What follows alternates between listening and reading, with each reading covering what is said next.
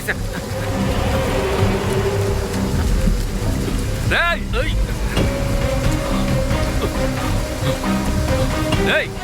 ఆగరా ఆగరా ఆగరా అంటే ఆగరా.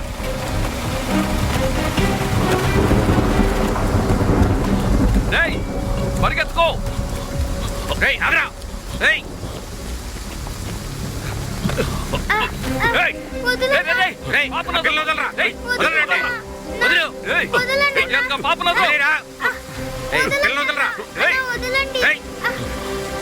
నీకే మర్యాదగా సమాధానం చెప్పు. షూలో ఏం దాచు. వదలరా.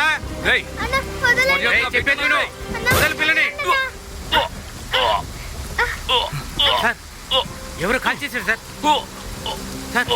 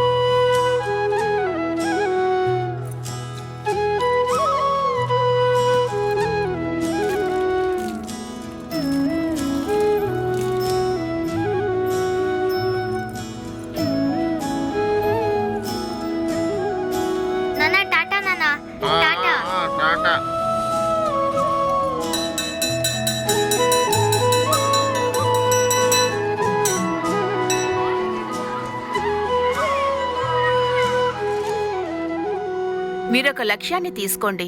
అదే మీ జీవితానికి పునాది వేస్తుంది. దానికోసం కష్టపడండి, దానికోసం కలలు కనండి. ఆ లక్ష్యం కోసమే జీవించండి. మెదడు, చర్మము, నరాలు, ఒంట్లో ఉన్న ఒక్కొక్క భాగాన్ని మన లక్ష్యాన్ని చేరవేస్తుంది. మరి ఇంక ఎలాంటి ఆలోచనలు మీ మైండ్లో అస్సలు పెట్టుకోకూడదు. స్టూడెంట్స్, ఇది ఎవరు చెప్పారు? చెప్పండి చూద్దాం. మిస్, మీరే కదా చెప్పారు.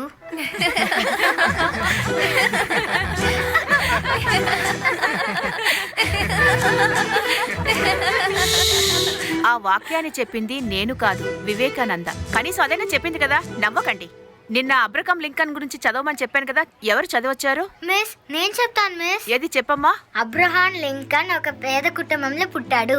ఆయన తండ్రి చెప్పులు కుట్టేవారు. అబ్రహాం లింకన్ వాళ్ళ అమ్మ చిన్నప్పుడే చనిపోయింది. ఆయన జీవితంలో ఒకసారి బానిసల పేరుతో మనుషుల్ని హింసించటం చూశాడు.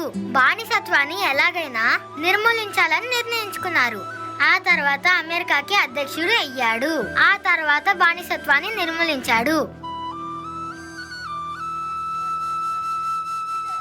పర్వాలేదే, కరెక్ట్ గానే చెప్పావే. మిస్, తను చెప్పుల కొట్టులోనే కూర్చొని చదువుతుంది. ఆయన కూడా చెప్పులే కదా కుట్టారు, అందుకే చెప్పింది.